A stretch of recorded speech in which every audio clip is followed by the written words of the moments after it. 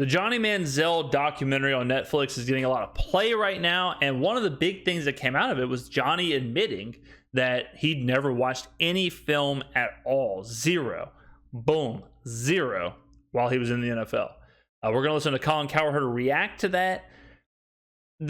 What I thought was interesting about the whole thing is that it's kind of crazy how good Manziel was at A&M when you would assume he's doing the same thing. Like, you would have to assume you don't just all of a sudden start doing this whenever you make the NFL, right? You don't all of a sudden start partying before games and not training or not watching film. Johnny obviously was doing this his entire career. It's nuts that somehow he caught lightning in a bottle and was arguably one of the top 5 best college quarterbacks we've ever seen. To imagine him partying, drinking, going out, sleeping late, missing video sessions, all that stuff, and then going and beating Alabama, going and winning the Heisman, it really is crazy. And it really speaks to the moment that was Johnny Manziel. The NFL, I don't think anyone thought he truly had the physical skills to succeed in the NFL, but it's more, to me, illuminating of how the hell did he do what he did in college. It's wild. Now, I'll also throw another wrinkle in here. I was thinking about this morning. So I think people do this sometimes, like the self-sabotage, because they always want that.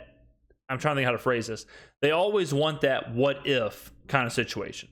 But I think Manziel can always lean back now on, well, what if I would have studied? What if I wasn't partying? What if I wasn't such a rebel without a cause? What if I, cared? How great could I have been? I think some people would rather the what if than to try and find out the truth of maybe they're not as great as this like mythological figure they've created in their mind. I think if you listen, we're getting deep now, boys.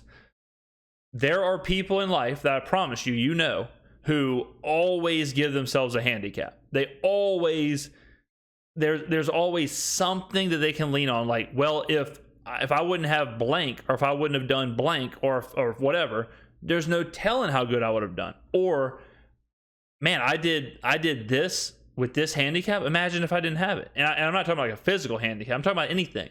Like, if they're playing a video game, they may handicap themselves by drafting bad players, or using a broken controller, or using a lesser team. Like if you're playing Madden, they may play with the Titans and you're playing with the Chiefs. And if they keep it close, they may say, if I would have played with the Eagles, I would have won. Right? Like, they don't want to play with the Eagles, lose, because then there's no excuses. So part of me wonders how true this is.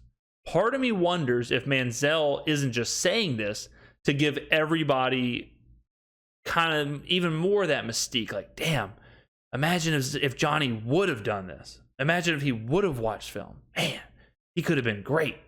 He'd rather live with that he could have been great than saying, I did everything I could and I still failed. And that's a harsh reality for a lot of people. They would rather never know than try as hard as they possibly can, leave no stone unturned, and still fail.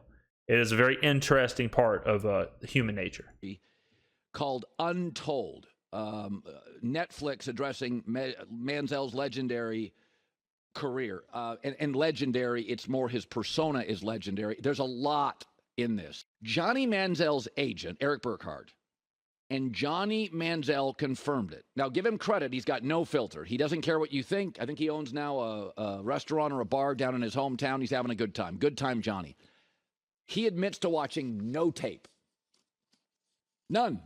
And is almost proud of it. Almost bragging about it. Watched no tape. And my takeaway is timeout. I have 2 takeaways. Fans make such a financial and emotional commitment to their favorite football teams. This is not baseball. You only have 8 home games, sometimes 9. The tailgating, the tickets, the fantasy leagues, the merchandise. Many fans travel to road games, in-division road games. If we take it for for like base value, it really does show, and I think that's where people kind of mess this up. I think Manziel went into this documentary with, well, maybe people will, maybe this will boost my popularity, or maybe people will feel bad for me, or maybe I'll be a sympathetic figure. If we take this statement at a base value, all it shows to me is that he could not be more of a selfish person. Think about what this means. He knows this franchise has taken him in the first round. They are giving him a chance. He has an entire city who believes in him. He's got a whole roster of teammates. He's got all of this stuff. Millions of dollars, whatever. If he can't care enough to even try and watch some film, it just shows how egotistical and narcissistic he is. To me, this documentary did the opposite. I think it makes him less of a, like, it makes people like him less. I think it makes people look at him like, man, what an egomaniac. Like, what a horrible person who just so happened to be able to run around and throw the football pretty good for 2 seasons in college.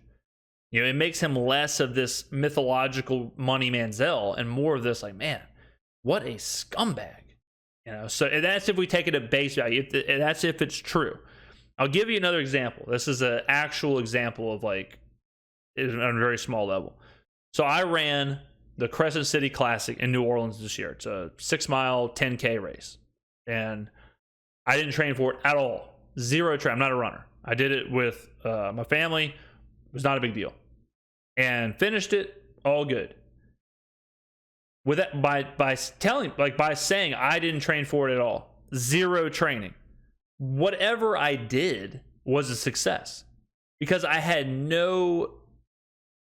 absolutely no, like, reason to say, man, I'm really pushing for blank time. When you don't, on the flip side, if I would have trained for 6 months and I would have been running every day and I would have been stretching and I would have been doing this and this, and I would have said, I'm beating an hour. If I don't beat an hour, I have failed. Those are two very different things. And that's what I'm trying to say with Manziel, where him saying this allows him to then say, and I still did blank. I didn't watch any film at all, but I still got drafted in the first round. I still won the Heisman. I still, whatever, I just think it's so sad. I think it's so sad for Johnny. And that's what I think is missing, is that he took this thing that was awesome, his career, his legacy, and he made it downright sad. He made it downright, like, careless. It's one of those things where if I'm someone, like, if I'm a fan of Manziel, why would I care if he doesn't care? That's how it makes me feel. Like, if you're a Cleveland Browns fan and you have a Johnny Manziel jersey and you gave this guy a chance and he was doing this, to me, it just completely ruins his legacy. I have a friend who I think he still goes to every single Seattle Seahawks road game. I think he goes to every single one. A huge emotional, transportation, tickets, financial commitment. Let me back up. I don't want to ruin my Crescent City Classic legacy here. What I was trying to say was that was a situation where you can see the two different, how it completely changes one event, right? I didn't not train to give myself an out. It was just one of those things where it just happened all of a sudden. I'm not a runner. I just agreed to do it. It's a fun thing. It's a New Orleans event. It's not as serious, right? I was just trying to show how having nothing to lose because you didn't put anything into it can change the result of something, versus if you put everything into it and you have something to lose. So I don't want anyone to think that I am anything like Johnny Manziel. I did not go into that race with that mindset. Strictly an example, as a real life example of how 2 preps change the results of one thing. I don't want to tarnish my legacy. I wear the Crescent City Classic shirt all the time on these videos. I don't want to put a bad taste in your mouth with that. So let's get back to this video. And your quarterback won't commit to watching tape? That is discouraging. It's hard to wrap your brain around. It's literally the opposite of what Kirk Cousins and Marcus Mariota are in their Netflix special. Limited guys, but totally committed to their football, to the organization, to the fans, to their families, to their kids. Johnny couldn't even be bothered to watch tape. So that's my first take. But my second take is one that the media has always struggled with. The media can be fragile, as we know, and they don't like when GMs and scouts come in and they ask personal questions to players. Doesn't bother me a bit. And this is... Yeah, I agree. I mean, I've always said that. I think sports is interesting because you do, especially quarterback, you do have to gauge how they are as a leader, person, responsible, all that stuff. I don't think it's crazy for a GM to ask a quarterback prospect, hey, what's your life like off the field? What do you do? What do you like to do? Are you a party guy? Do you drink? Do you not? Whatever. That's something you would want to know. I mean, when you're investing that much time, that much financial, that much capital, I don't think it's crazy to ask these players what they are like on the inside, what makes them tick. So I'm with Colin here. Like, quarterback's different. Quarterback, you're drafting the leader of the locker room. You're almost drafting like a mayor and a athlete. If you're voting someone for mayor, you want to know what they do. You want to know who they are as a person, their leadership qualities. You're not just weighing it on their business acumen. There's a lot that goes into that. Quarterback is a unique position in sports, and yeah, 100%. And that's kind of, it is wild that people miss when it comes to stuff like this. Like, I would assume the Browns draft process, I would assume this would come to light pretty quick.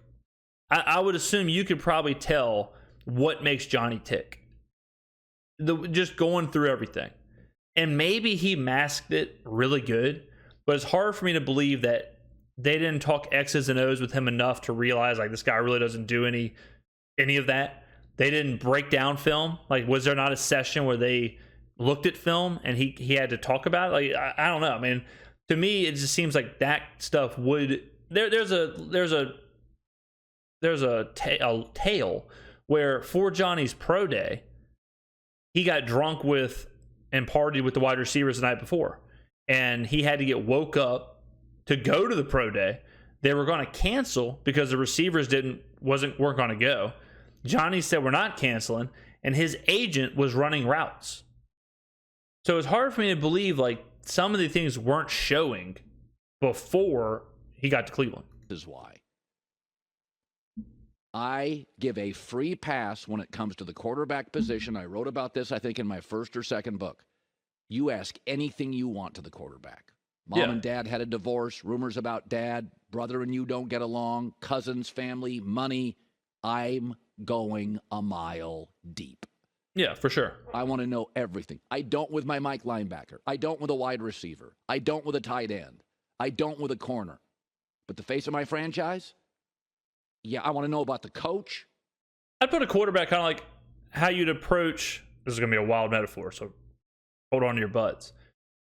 I would say that's kind of like the difference in the questions you would ask a spouse, like someone you're thinking about marrying, versus like an acquaintance.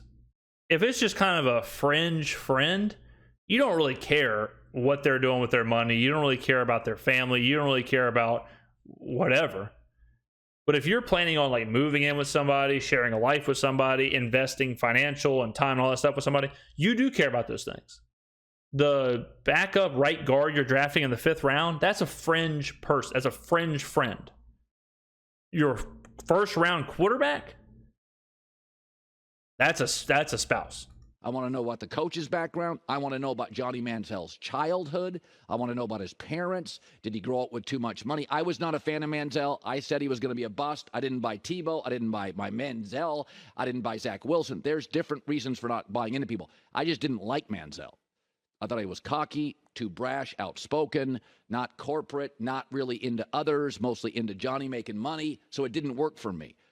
But this is an example why you should have the right as a GM and a coach to ask any damn thing you want about that player going back to 6 years old.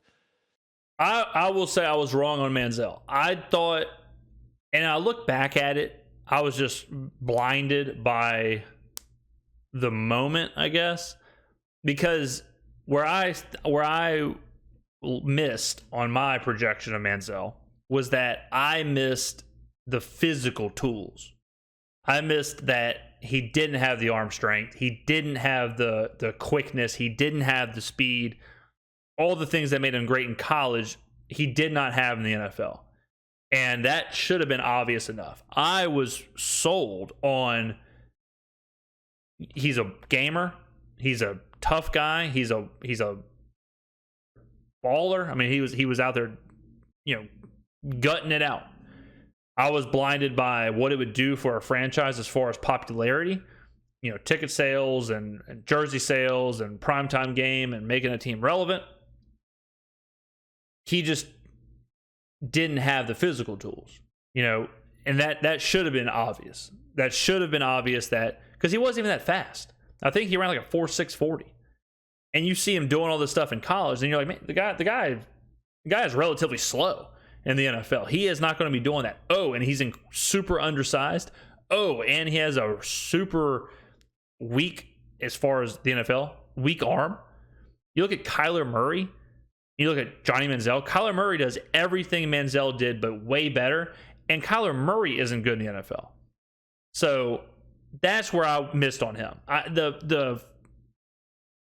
Then again, I wasn't having conversations with the guy and watching his game tape like the Browns should have been.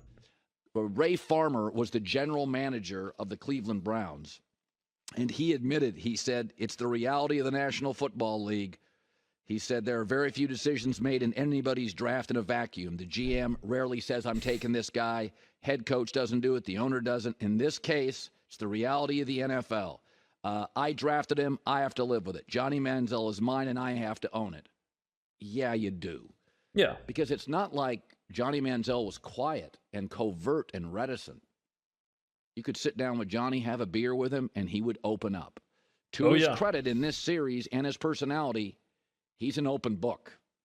Most people, Manning, Brady, Russell Wilson, there's filters. Aaron Rodgers has developed one. Kind of. Johnny's got no filter. And that's why it's so troubling, because he would have told you what he is. He bragged about what he was, and Cleveland went all in. It really jumps out to me is that fans give so much.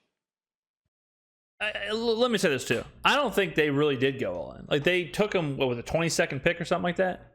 Skip Bayless was telling, I believe it was the Texans, to take him first overall. Now that would have been going all in. With the Browns went all in with Baker Mayfield. Took him first overall. Johnny, I wouldn't, they took him, I wouldn't exactly say that was them going all in. That was them taking a chance, but, it's nowhere near what the Raiders did with Jamarcus Russell or even what the Chargers did with Ryan Leaf. To their football team. People travel. I mean, I hear stories about the commitment people make to their teams, the merch, the tickets, the travel, the tailgating. People stay overnight. It's hotel rooms. And the quarterback wouldn't watch tape? He bragged about it. 0. Ask questions. Go deep. Childhood. Beyond. Get uncomfortable. Let me know in the comments below what you think. Does this change kind of how you view Manziel? How do you kind of see it all now? Did you watch the documentary? Give me your takes on it. All that stuff in the comments below. Thank you for watching. I'll see you in the next video.